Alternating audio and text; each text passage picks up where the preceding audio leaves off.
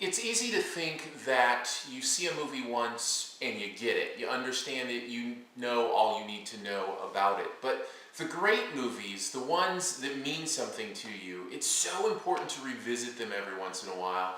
That's why I was excited to see Titanic up on the big screen again. A 3D re-release, but even more than that, just an opportunity to see this film that captivated the world, really, for that summer. Actually, it came out in December, now that I'm remembering. Although it captivated the world from December through the summer, as people just kept going back and back to see this movie. And it's interesting to see how those movies hold up, because culturally this thing happens with a movie like Titanic that makes lots and lots of money and everybody loves it seemingly. Then there's this backlash, and we've seen it recently with James Cameron's last movie, Avatar, the same kind of thing. Everybody goes and sees it more than once for a lot of people, and then the backlash starts. And so then there's this kind of cultural backlash against it, and it's interesting to see how far the pendulum swings the other way. And I have to tell you, after revisiting Titanic again, and it's probably been a few years since I've seen it, there's a lot that I didn't remember from this movie, a lot of amazing, great things, and was excited to see it. I'll tell them specifically to you, but first, just to get it out of the way, the 3D is really well done on this. It's not distracting. It informs the physical space of the movie without becoming a gimmick.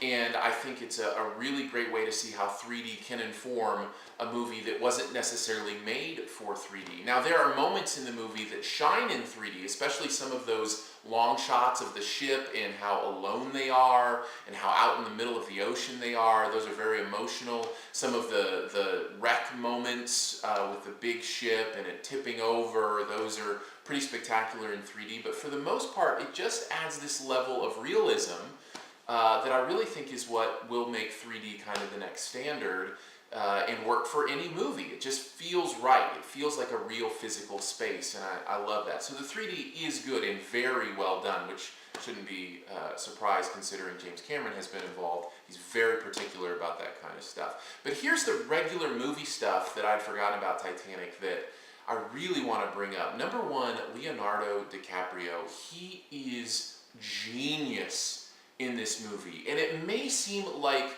this simple part of just this carefree kid teaching this straight-laced, woman how to be free, but he captures the soul of that character in a way that just leaps off the screen. I mean, he is as charismatic and enigmatic and just as attractive in that just real magnetism way as I've ever seen a person be on screen. It is breathtaking to me how DiCaprio owns this movie. He is just so much fun to watch, and he is at the peak of his game in this film, and I think a lot of people forget that. Second, the emotion of the movie.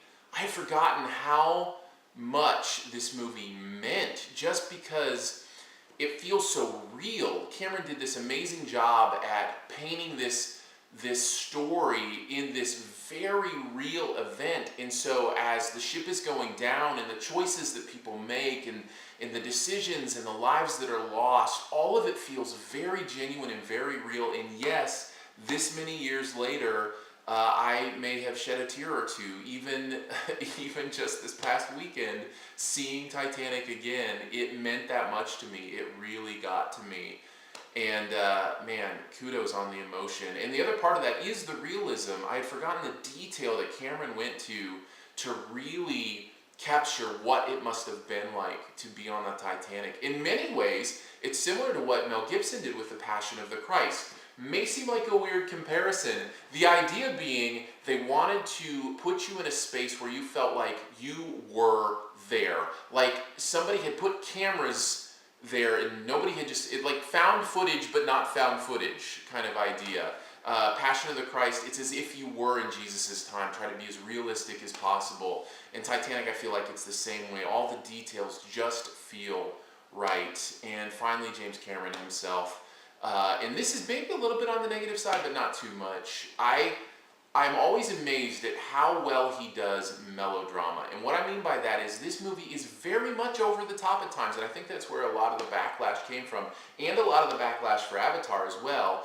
is that it feels too syrupy or too over the top or too grandiose. But he pulls this trick where he can go big and go grandiose and go melodramatic, and at some level, somehow, it feels very grounded and real at the same time. And I'm always impressed by James Cameron and his ability to do that.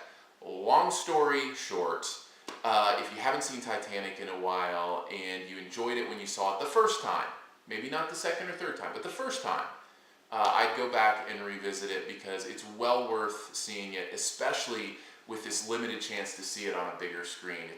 It's impressive.